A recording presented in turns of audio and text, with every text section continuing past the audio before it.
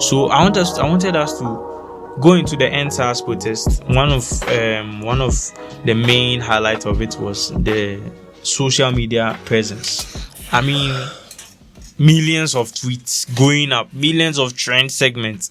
NSAS now, NSAS here, NSAS protests, which we as Africans we can relate to. I mean, the police situation is in every country in Africa, and every country that has not invested in making sure their security is on a good path is going through this problem. We are seeing it with America. Yes. We are seeing it even in Ghana here. We've always been complaining about the police. It's unfortunate that the level to which the Nigerians police institution has escalated to is, I mean, you can't close your eyes on it. You can't ignore. So I think it had gotten to a state where they wanted to, I mean, voice their opinions out on it, and we saw what went down. So Nigerians, I want to ask my Nigerian brothers and sisters a question. So you can do this. You can mobilize yourself like this. You can lead protests like this.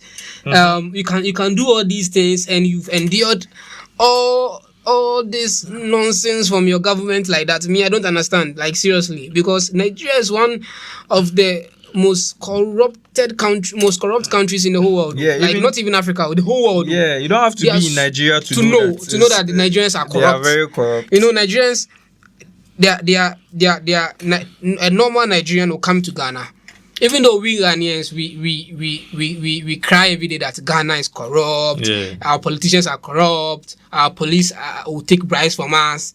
A normal Nigerian will come from Nigeria and come to Ghana, and you say Ghana is peaceful, very peaceful. Ghana is and they thrive so much too. Over here. They thrive. And one thing I like about Nigerians is that when it comes to the hustle, when it comes to thriving in business, they will do everything to succeed. And that's something that I admire from Nigerians a lot. Exactly. Especially when it comes to even Ghana or even anywhere in the world. Yes. You know that a lot of Nigerian doctors in outside European countries, their population, they thrive. The diaspora is crazy. Everywhere they go, they thrive. Yes. So all these intelligent people, all these driven people are Nigerians. Yeah. And they've stood there all these years to go through all these hardships, all these corrupt embezzlements through the hands of all these politicians, and they couldn't do anything. I'm happy that it was this SARS issue, SARS issue that has shown that Nigerian youth have the power and have the drive to lead to make change happen in their country, and I'm so glad. Exactly. Because now I saw one thing that marveled me was I saw requirements, those SARS policemen. I saw requirements that you must meet before they will employ you as a SARS policeman, as a policeman. Do you know one of the requirements was that you must be an ex-convict. I was shocked. I saw it clear. It was there. An ex-convict. You must be. I saw it. You must be. How can you employ ex-convicts to come and police your own people? Now I understand that. I think it was the SARS was started in the 90s. Okay, it has been there since the 90s. Because at that time, kidnapping and armed robbery was crazy in Nigeria. Okay, yes, and I understand that you need people who are hardened people to catch them. Okay, but the fact that it seems that they had no supervision, they dressed so badly, they held guns. I'm talking about serious guns, big guns. They were holding the guns anywhere, doing whatever they want. They were actually the ones robbing people. And in Nigeria, you can't hold. If you're a youth like me and you, 20 something, you can't hold a laptop and walk around because they'll say that you are a fraudster. And even say that you're a fraudster, they don't arrest you and send you to court. They will shoot you and kill you. If you're having an iPhone, they will take the phone from you, look through your chats and your messages by force, look through your apps. When they don't find anything, they say that you deleted it and they'll still kill you. And they've been through, because I've been on Twitter for a while. Almost every month, I've been on Twitter since 2015. Almost every month, and I enjoy Nigerian Twitter a lot because they are funny and things. Almost every month, at least I see 3 or 4 people who are lamenting about SARS official killing somebody they know. SARS official killing somebody, their friend. SARS official doing this. SARS official taking their money. Yeah. And it has been happening all this. And I thought that it started this 2015 year. No. It started in 1990s. And they've killed them till now. I don't understand. I think the one thing about awareness is that it's how it brings things to light that you think you never knew it existed. Yes. It will behoove people to know that this thing has been there for years, decades. But people think it just started recently. You can't take a laptop outside. You can't use an iPhone. Yes. I don't understand. Why would the government do that? And then now the people are protesting, and then you are still killing the people. You are still killing them. And you know the funny thing? The president, Buhari, when Goodluck Jonathan was the president, Buhari led a protest against Goodluck Jonathan. Yeah. Buhari, that old man. He led a protest. Nobody shot him. Nobody killed him. Nobody beat them. But they gave you a chance to be a president. And then doing nothing to end it. And then you're also killing them. No reform, nothing. And one of the saddest aspects to this is to realize that after everything, they might not even get what they are asking for. And that is why they can't relent. They can't stop. Exactly. So you are wondering why they are scared. They are scared because they know, say, African leaders will mishandle the issue. They know that they are making all the noise they can do. They are making all the protesting they can do. But it looks like it's falling on deaf ears. It looks like nothing will be done to salvage the situation. So far, I won't profess myself to be someone that has been following the issue so much. But I haven't heard any reform going on, and I'm even seeing the contrary. I'm even seeing that it's like they are just saying, okay, Yati. One thing I saw was that the IGP came out and said that they're going to reform it, and they're going to make it now SWAT. And then the people found out that the same people that are the SARS are the people that are going to put them into the SWAT. How can you do that? Those same people come and kill people. And this is not an issue of one bad nut sport. No. It is the whole operation is wrong. I don't understand. How can youths in your country, who are the same age as your own children, I'm talking about the politicians, as your own children, okay, they can't walk out with a laptop or a phone. They can't drive a nice car. They can't have dreadlocks. They can't have any. They can't drive nice. They can't dress well. If they dress well or nice or flashy, then they are kidnappers. Then they are fraudsters. Then they are yahoo. And because of that, they have to be killed. Even if they are fraudsters and you send them to court to follow the due process, fine. But you don't do that. You just kill them.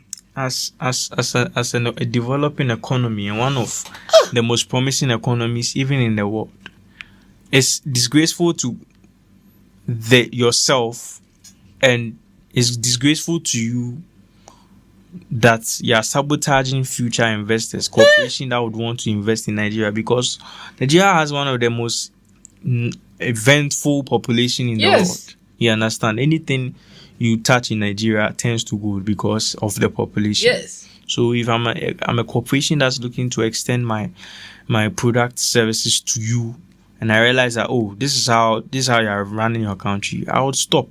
And Nigeria continually, even before this, I remember having a conversation with my auntie, and she was telling me about one, I think it was a Democrat or some diplomat or something, and I think he was a Nigerian. He had been staying in Ghana and all that, and the man used to tell him point blank that he doesn't even wish to return to Nigeria. Not that Nigeria is a bad place to live in. Actually, Nigeria is the cost of living in Nigeria is better than Ghana. The man said it himself. He said that money that you used to buy food here, you can use it to buy food to feed like 10 people. Money that someone used to buy food here, you can use it to buy food to feed 10 people in Nigeria. Cost of living in the two places are vastly different, and Nigeria seems to be better according to him. But one of the reasons why I don't want to go back to Nigeria is the security. It's so bad.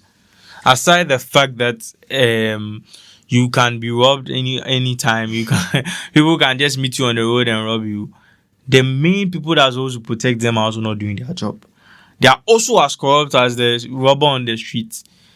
And we've been seeing this in Nigerian movies ever since. Since we're children. I'm not shocked. It's like the policing system in Nigeria is loopholed.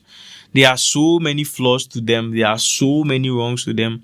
And it has been continually going on for a number of years. One of the issues that was cited was also their income. Yeah. I think they said they take 55k naira a month, which is even smaller than the money that it was a very bad statistic. And their politicians are the most paid in the whole world. Their senators are paid more than $200,000 a month. That are on the street protecting the people are taking less than what some people are even taking. Like, it's so bad. And why would they be corrupt? Do you know their newspaper allowance, a senator's newspaper allowance in Nigeria? How much? 2 million naira. Which is how much? Which is a lot. 2 million naira is a lot of money. Newspaper allowance. You just buy newspaper. And they don't even buy. Right now, most newspapers are online. You can go and read newspaper story online. So I don't understand. That's why I'm happy. The Nigerian youth, they know their power. I hope Ghanaian youth are watching. We are learning. And they are learning. Of course, when there's some people who can do it in Ghana. We know when we went to when we saw what happened in KNUST, that they stood up for themselves. But those privileged kids in Ghana, I hope they are looking. Yeah. Those people who think that something like that will never happen in Ghana, I hope they are looking. Yeah. Because what is happening in Nigeria can easily happen in Ghana. The police can go bonkers anytime and start killing people. There was a time that about 3 months or 6 months period in Ghana, I don't know if you realized. There were these armed robbery operations by the police, and every day a civilian was accidentally killed in the operation. A civilian, it was happening, and people talked against it and they stopped. But even that thing, the way it scared us, and look at what's happening in Nigeria. I hope we can see. I hope we are ready to fight when it comes to our turn. No, I'm not talking about fight as in violent protest. I'm talking about peaceful demonstration to stop what's going on. Yeah. And I hope that the politicians, like example, our president Akufo-Addo is watching, because we know that around 95, 96 day, during he led a protest, nobody killed him, nobody did anything to him. So I hope that he's watching, and I hope that he understands that when anything of that sort, I'm not talking about only police brutality. It's anything sad. That we the youth think that it's not right. When we rise up against him, he should understand that it is our right to do it. Yes. And he can't do anything about it. Exactly. And he must listen to us. And that's the only way we get ahead, anyways. How did they listen to the people? How did they listen to the people? That's the only way you can get your voice out there. I don't understand a country where you are paying 5,000 naira or something to 5,000 naira is nothing in Ghana cedis. It's like around 200. Like it's nothing in Ghana cedis. It's nothing. And then you are paying them that money, and you are taking more than $100,000 a month. Yes. They're the most paid political figures in the whole world. Yes. I'm not talking about Africa or the whole world. Even American and European political leaders don't take that amount. That's a stat I think I've heard it before, but I never knew. It's true. Go and check. They pay them like something. For Do you what? know that their living allowance and other things? Together is more than their base salary. Their housing, their house, and their newspapers that they buy, fuel and all those things. When they add all those things together, there are certain allowances and all those. When you add them together, it's more than their base salary. It's sad. I'm seeing a trend right now. Reform the police. I hope that they are not just saying reform the police, not just to reform them as in getting rid of some of their units like the SARS and all that. I think the police reform should also come in a positive light. I think the heads must fall. I think people must be sacked from the head, IGP down. Some of these positions are so political. They are so political. You can't touch IDP. You can't touch deputy. You can't touch even officer. No one wants to go down. But you know that they are in the Simbisa forest. That's where the Boko Haram is. Yeah. They are finding it very difficult to defeat the Boko Haram in Nigeria. And you have all these SARS people killing your own. Why don't you take these SARS people, pay them the same money? Let them fight them. Let them fight the Boko Haram. I think they want to fight. It's so sad why we would want to kill ourselves. We kill ourselves for the wrong reasons. I do not want for anything. In Nigeria, when they catch a Boko Haram, they'll send the Boko Haram to some therapy that they can reform the Boko Haram. Are you serious? I'm telling you. They can reform the Boko Haram. They can be reformed. But they kill suspected armed robbers. But they kill your youths who are holding instantly laptops, and then they'll harass them, take their money, rape them, the women. When I was hearing some stories, and I was so happy that women took center stage in this protest. I mean, it was serious. The women, the young girls and young ladies who took center stage and led most of those protests in some cities in Nigeria was amazing. Outrageous story I heard yesterday. Are you done? Yes, can't talk now. A boy was kidnapped by the SARS people. Yeah. Suspected to be like a fraud or something. The police station he went to, he was taken to, they called the mother and the father. I think I might be paraphrasing because I don't remember the specifics. Yeah. But this is the base of the story.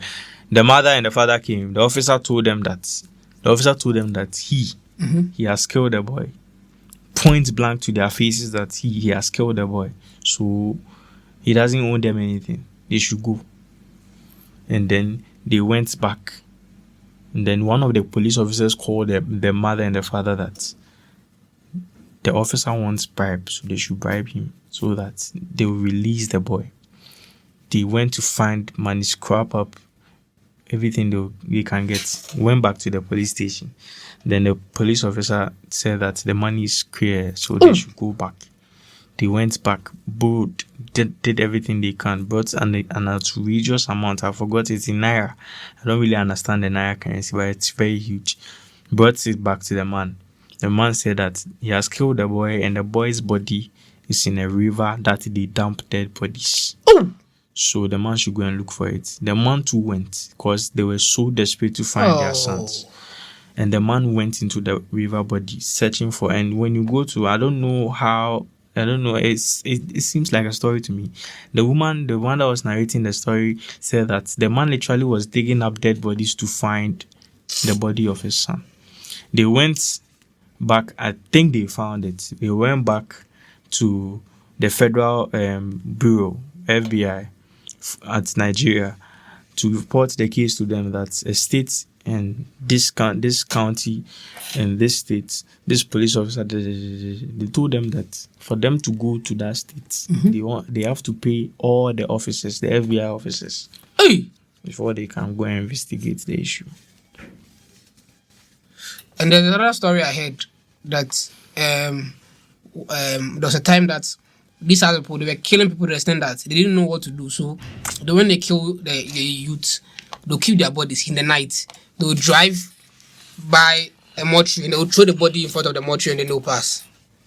So every morning when the people were at the hospital and then the mortuary men, when they come in the morning, they always find a dead body in front of the mortuary.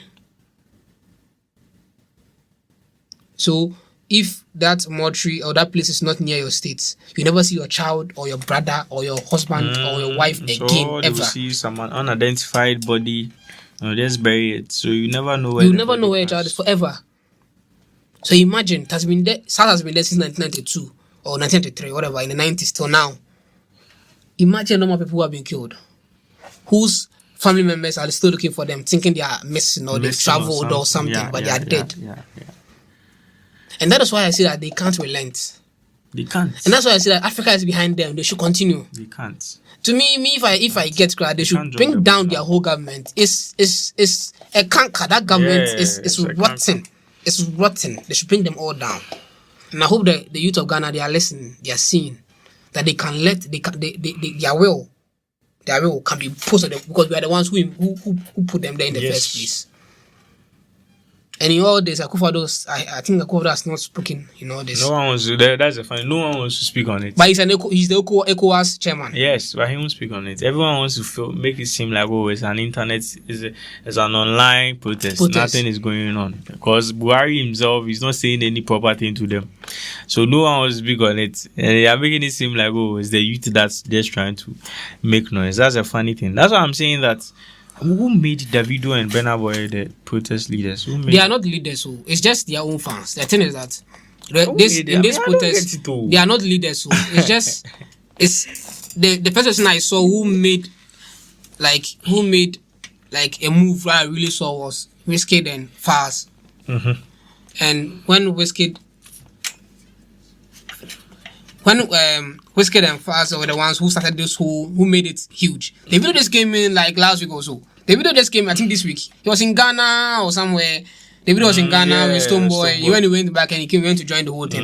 It's good that they are joining because, to be frank, you know that me, I always have a problem with when celebrities put their mouth into political issues because sometimes I feel that they are not educated enough to talk about this matter. Okay. Not all of them do. I'm just saying some of them. Some, yes. But this matter, I'm so happy that they're able to put their voice because there are the reasons why they are listening. They are part of the reason why they will listen to them. Because someone like Davido, someone like Wizkid. Oh yes. So they're saying that they don't have leaders, but they have people who speak for them. And there's a video I watched where one of the politicians came out to talk to the people, and they said he asked that who's a leader, and they all said that we don't have a leader.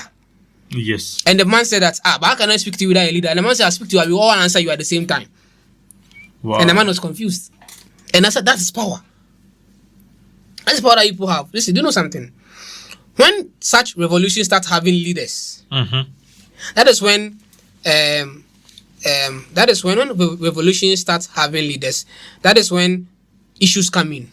That is when they find weak spots because those say we want to have a meeting with your leader, and then the leader can be compromised. Think that the leader is going to talk on their behalf. Davido has been meeting. I think he's been meeting with the IGP and all those things, trying to help them. I mean, it's not help. He's trying to be like the leader of the whole thing. Well, I don't think Davido. I don't think Davido is well equipped enough to be the face of the. You think he is? I don't think he is. I don't think he is. I think that Davido can help a lot because he's one of the biggest stars. And then when it comes to whatever. Wizkid is doing great. Most of the celebrities in Nigeria are doing their best. But you see, the fan bases will try to elevate their own artists. I mean, we are just one of the reasons why someone might be asking why are we looking at it from is because Twitter is the main platform that we learn most of these things from. So when you go on Twitter, you see NSAS now trending with Burna Boy. So it's like it's become synonymous with each other for these Wizkid and the Burna Boys to be trending at the same time with the NSAS. It's like their names are now synonymous with the protest. And when you try to read the trends, it seems as if they are being hailed as the leaders of the protest or the voice of the protest. They are being given this kind of honor to be the thought leaders of the process. Yeah. I think it's sometimes it's unfounded because they are the people that started the process. The protests are there. Yes, yeah, there. Yes. That's why I'm saying that these people came to help. They came to join. But it's like they are clouding the thing. Don't you see it that way sometimes? It's like they are clouding. If they don't take the protest will be about the celebrities, not exactly. The real thing. That's what you are coming from. Because there are plenty times, for instance, when they started, Burna Boy started trending. Yes. Because they said he wasn't throwing up anything, but he was actually doing something. He was actually preparing to put the billboards up. So that's when I asked my question. That question I asked myself. I was like, when did they make Burna Boy the leader, or when did he ever say he's the leader of the thing? You know why? The reason why people were talking about Burna Boy a lot was because for about a year now, yes, Burna Boy has been speaking against the politicians and so he has been a vocal thing when it comes to the SARS menace and then the politicians. He has been speaking against all those people. And then when the time for the thing to start, we were not seeing. They were not seeing him, and then that's when it started happening. But he came out to say that he's actually doing something. I think I even saw a tweet by his girlfriend, this Landon or something. She said that they should wait. She's actually doing something, and they will see. And then it was the billboards. Yeah, they were good. I think that they should understand, and the first of all, the artists and the celebrities must first understand that they are not above anybody. They may have more power to help. Let them bring it up on board to help. And then the people too must understand that it's not about the whose fan base artist is doing something, whose artist is doing that, but they're all after the SARS has ended, and after you have seen change in the police force, after that you can go back to your bickering and your artist fighting and your fan base fighting each other. You can go back. I think that one you should understand that, and I think they can do it. I think I see Nigerians as wild people who can do whatever they want to do. Right now, Nigeria is a powerful country in everything. You understand? They are the economic leaders on the continent. All the billionaires are from Nigeria. Yes. You understand? So they are powerful. I think even by the way this thing trended so quick and it took it over, and even Jack took notice of it. Yes. You wanted to. You had a thought about it. That matter. Well. So ask what was your thought about it? My thought was that should social media platforms, okay, the owners or the CEOs or the handlers of social media platforms, okay, meddle in the political affairs of other countries. So we know that the BLM, they made an emoji for them. They made a BLM emoji. When you type hashtag BLM, you see that emoji, that hand emoji, whatever. When you do right now, he has done the SARS too. There's a hand with Nigerian flag inside. He has done it too. So I wanted to ask you that question. Should they? Because do you know the reason I'm asking that question is this, because I want to know why I'm asking. The reason I'm asking is, let me know how you feel, because I also don't have an opinion about. I want to know your opinion. Okay, then what I'm saying is this, because so maybe if I'm for Twitter, if Twitter is mine, and I see someone whose ideas I like, and then I start promoting that person, making an emoji for that person, making sure that in the algorithm that person comes first. Okay. You know that they can actually push some trends down and yes. So I'm saying that is it good that they have to meddle in these issues? Because, for example, a conservative may say that Twitter is or Facebook is suppressing their voices by making sure that their tweets are not showing, their trends are not showing. But when it comes to liberals or the Democrats or progressive people, when they tweet something, Jack will make sure, Twitter will make sure, Facebook will make sure that people see those things. Do you think it's good or not? What do you think? Well, I think that they shouldn't meddle. You've made it as a public space for everybody to. If the thing is not hurting somebody physically, like if it's not abusive, even now we know that Twitter people abuse people all the time, they don't do anything about it. But if it's not abusive to the extent that it may cause physical harm to somebody or emotional harm to anybody, anything like that, okay, I think they shouldn't meddle.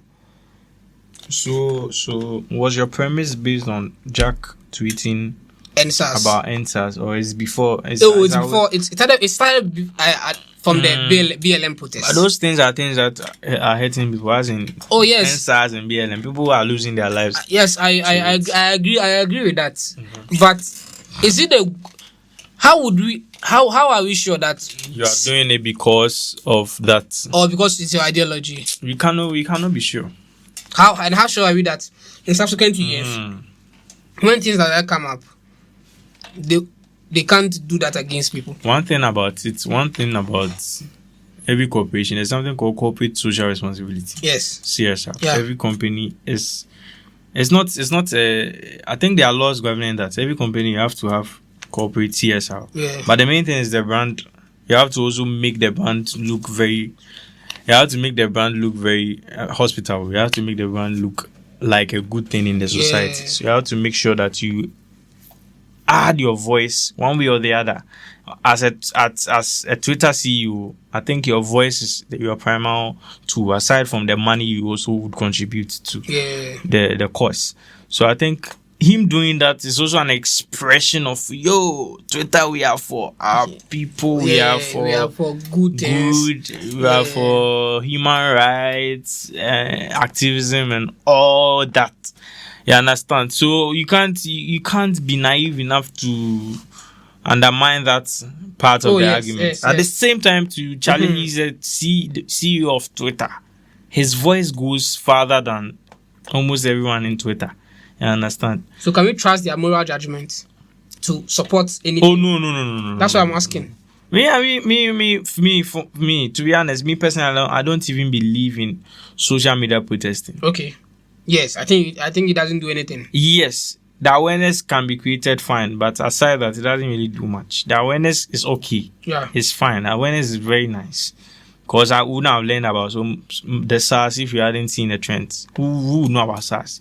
Even Nigerians there, some people know. Exactly, they never be a encounter with SARS to ever even fathom the atrocities they were committing. So at the end of the day, the awareness is cool. But at the end of the day, too, you can't trust anyone on Twitter. You don't know their mind. You don't know their state with which they are tweeting. That's why it sometimes saddens me when I see people, the answers people going at celebrities. Why are you not tweeting? Why not? And some of these celebrities are not even Nigerians. Yes. Some are going against Beyonce. Why is Beyonce not tweeting? Wale tweeted something. Wale has been so vocal about some of these things, right? Because he has Nigerian roots. But you know that Beyonce is a cultural FSA. He goes about using people's culture to do his own, she goes about using people's culture to do her own thing. So if you, and she likes taking inspiration from Nigerian culture. Yeah. So you use Nigerian culture to advance your career, and then when they are going through this, you don't talk. That's why people are talking for me. I'm not saying that she should say anything about it. Of course, but you can't do that. I get it. I get why people would be saying that. Yeah, but at the end of the day, it's still they can't relate with your problem, your struggles. The same way, Black Lives Matter was a huge thing, but most of us in African, we didn't care like that. We didn't really, and care. That's the truth. People say that we care, but we didn't care like that. We didn't really care. So most of us were tweeting RIP George Floyd, but we don't, because it's not really our fight. Yes. You understand? And then if you are living in Ghana for 80 years, like you have been living in Ghana for all your life, you don't really know about even systematic racism as it happens there. You understand? What you also know is your struggles. Yes. You understand? But I get them. Oh, their voices are powerful. When they tweet, it goes far. So they should tweet something. So at the end of the day, the Jack guy, it's a good thing for SARS. I think it made it more legitimate online. Yes, online. Yes. So when he tweeted it, but you can't trust his intention. Yes. So thank you for listening to today's episode. We'll be dropping more content soon. Just give us some small time, and just be looking out. Subscribe to all our podcast page: Apple Podcasts, Spotify, Soundcloud. One of my other podcast projects, one of the feedback I got was that they wanted to get it on a platform that they'll be able to easily get in contact with. So this one, I made sure that we'll put it on SoundCloud. So it's on SoundCloud, it's on Apple Podcasts, it's on Spotify, it's on Stitcher, it's on iHeartRadio, it's on every podcast platform that you can possibly think of. We'll also be creating the YouTube very soon. We are still gathering our resources to make sure that happens. Before that, you can follow us on Twitter. You can follow our Twitter handle, Black Lips Podcast. You can follow me, Kweku Finesse Kweku. You can follow Kwame Rabmag on Twitter. Exactly. You can follow us on all socials. Let us know your thoughts about it. We'll be posting snippets of this online. So when you see it everywhere, just like and share and subscribe, retweet. When you see our article or you see our links anywhere, just like it, share it on your WhatsApp status, share it everywhere for us. And then enjoy it. You are like, enjoy them. Let's make them put your feelings somewhere, put your facts somewhere. Just listen to us. You understand? Enjoy them. You understand? At the end of the day, it's just, as we said, as the disclaimer goes all the time, it's just us having a conversation, a nuanced conversation about subjects, worldly subjects and worldly topics. So at the end of the day, it's our opinions. Thank you so much for listening to us. You hear from us soon.